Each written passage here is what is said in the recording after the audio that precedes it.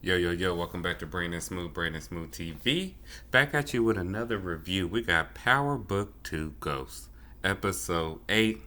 I should call this episode Dirty Diana, or The Shit Hits the Fan, because it came all out in this episode, as we know. Now, the episode, of course, begins. Tariq is on trial, and they're trying to paint him, of course, into this crazy, crazy murderous monster who had motives to kill because he was young. I thought that was kind of weird too. But it looks like the prosecution brought up a tape that Davis and Tariq's team was not aware about. So since they weren't aware of the tape, basically the judge said, look, you have to give them time to actually go over this evidence and then come back, and they had to re-adjourn. So he ends up finding out that there's actually a witness that has Tariq's voice saying that he admitted to knowing about Jabari's novel. And of course, we know who that is. That's Lauren, because she's filed on him. But of course, Davis, this kind of hit him sideways because he didn't have no idea. So after the trial and after they had to, reconvene so they can look at all the evidence, of course, our boy Alvin, attorney Alvin, comes out and he tells Tariq, look, Yaz has been adopted. Yaz has been adopted. And he's like, how can this happen? He was like, well, Ghost, who's still running the show. That's why they call it Ghost, because he's still in the background running shit like Obi-Wan Kenobi's Force Ghost. He said in the event that, there's no other available family members, Yaz is not only to be sent into adoption for foster care, they're going to change her last name and seal the records. That way Tariq can't find his little sister or whoever. This is crazy because now the mom doesn't have access to her. Tariq doesn't. And for me, this was a pivotal turning point for Tariq.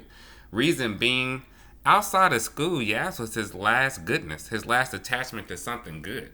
So now, since he don't have to fight for her and all he got to do is worry about himself, it's going to turn him into a bigger monster, I think. We'll see how that progresses. Next, of course, Davis tells Tariq, look, you need to come up with my money or you're going to be representing yourself. We seen that in the trailer.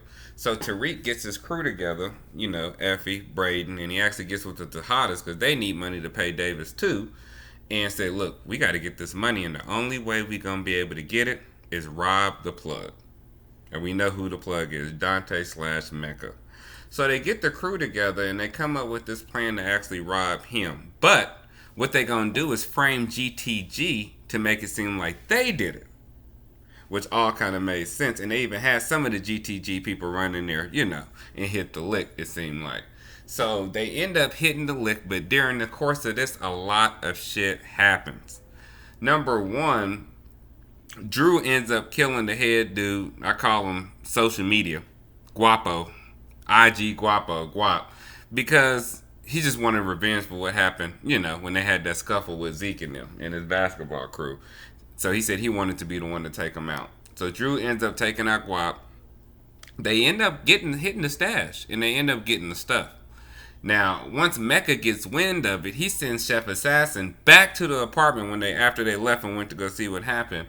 But once he gets there, Drew is actually in the apartment, so Drew had to hide and shit. He almost had to pop Chef Assassin, but then Kane came in at the last minute, got him back. Now, it's funny because throughout the episode, you see Diana, she's basically going back and forth with Mo, and don't nobody trust nobody. They're asking each other where they going, people's lying about stuff, and we end up seeing Diana go into Tariq's court hearing. Lied and said she was going to Zeke's game. So, she's in love with this dude. Ever since the last episode, she done lost her virginity, and she's feeling like real womanly now. She's like, I am a full-fledged woman now. Y'all not gonna be telling me what to do. So, that shit was crazy. Anyways, we end up finding out, that Mecca, he's going on the hunt. He's pissed. He wants to know who took his drugs. And he ends up, of course, thinking it's a mole in the group. And the whole time I'm watching, I'm like, hey, Kane's about to die. He think it's Kane. Guess what? He thought it was goddamn Chef Death. And what he do to Chef Death? Slice his fucking throat in front of everybody. R.I.P. Chef Death. You stayed. You was loyal. And Chef Death, I got that from J Moore Review. Shout out to the big homie. But yeah, he ended up killing him. And then Kane smiles after he gets killed because he kind of knows, hey, my plan's working and it went through well. Now, Dante still wants to be with Mo, and he done bought an engagement ring, right? And it was a scene earlier where he was actually looking at the engagement ring and talking to her. And Kane tried to come in the room, but he tells him to hurry up and get out of their room. But we know Kane's seen that ring. Now, not only did Mecca slash Dante's, his air hanger where he had all the dope back got hit, but they came into his house and stole some shit. And the ring ended up coming up missing. Effie ended up getting a hold of it, gave it to Tariq so he can play his lawyer. So next episode, we know that this ring is gone, and somebody's gonna have to answer for it. Now, there's only a couple people that be allowed up in his apartment, and since Chef Death is dead, Kane's gonna have to answer to Mecca about what happened to this goddamn ring. So I'm very interested to see how that story progresses. Meanwhile, Sax, we know he's sleeping with the prosecutor for the case, even though they're not supposed to because they're on opposing sides. And he ends up spilling the beans, talking about, oh, I know who Tariq's girlfriend is. I know who's going to be the witness, talking about Lauren. Lauren is in hiding. She didn't show up to school. And now I think the first time that the prosecuting lady, she's going to know that Sax is somehow playing both sides and feeding them information. That's going to all come out too. Can they be disbarred for that? Yes. But Sax, and me and my really talked about that, you need to go back to being a police officer. Because, defending potential criminals is not your gig. You can't stop being a cop. Go back to doing what you love. And he going to end up coming back trying to get Tariq and maybe Davis in the future. We'll see. It's going to be very hard for him to do, though, because his hands is also dirty. So we'll see about that. Now, as the episode progresses, of course, Lorenzo and Monet, they trying to, bring back old memories. They went to Coney Island, start talking about how the family used to be, and she really was going to be down with her family. Until the goddamn Tejada family dinner. Y'all go back and watch the scene a couple of times, but they told all the business. Diana let everything go.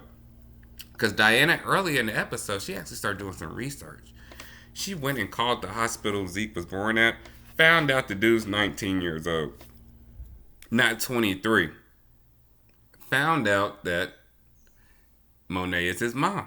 And she actually printed or got a copy of the goddamn birth certificate. So they at the table and everybody's spilling beans. Kanan said, hey, Drew didn't shoot his boyfriend like he was supposed to. And then Diana was talking. And then Kane also said, oh, you messing with Tariq. And they was all trying to get on Diana for messing with Tariq. And even the dad was like, I didn't raise you to be that type of girl. And then that's when she was like, fuck it. I'm about to expose everybody's business. So she told about Kane replacing the product with sugar and ruining the family stash to get back into the family so he can be the connect. She also came out and slammed the goddamn birth certificate on the table like a draw four. Bam. She said uno on him. She said I declare war on him and laid a whole fan out. She laid a royal flush out on the table. And Monet had to answer because Zeke looked at the birth certificate and he ended up finding out that it actually is his mother. Also that he lied about his age. So he was more concerned than me about his NBA career being in jeopardy.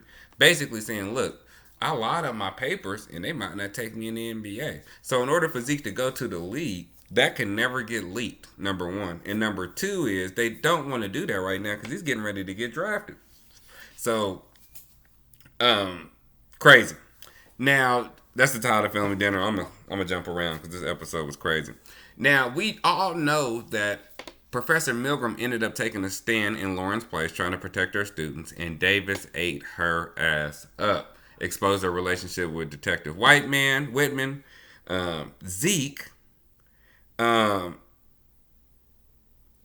dead Jabari, and Method Man, and Davis. And he even put himself on the stand and said we used to have a relationship. So that took everything away. And then, of course, at the end, we know Monet showed up at Carrie's house. They didn't show it, but she said, I'm not going to let you get in the way of me and Zeke. And what did we find out? Professor Carrie done killed herself and hung her goddamn self. So these next two episodes is going to be fucking crazy. One or two things is going to happen. To me, it's only two people that can go down for this. They may blame Carrie for all of the murders, saying, of course, she was in a relationship with Jabari, but then Jabari found out about Zeke, so she killed Jabari not to expose her, and the cop maybe had found out, so she had to take both of them out, and then she ended up taking herself out. Or Zeke's gonna end up getting blamed for everything, and it makes sense. He had Detective Ramirez's card in his wallet when he got interrogated.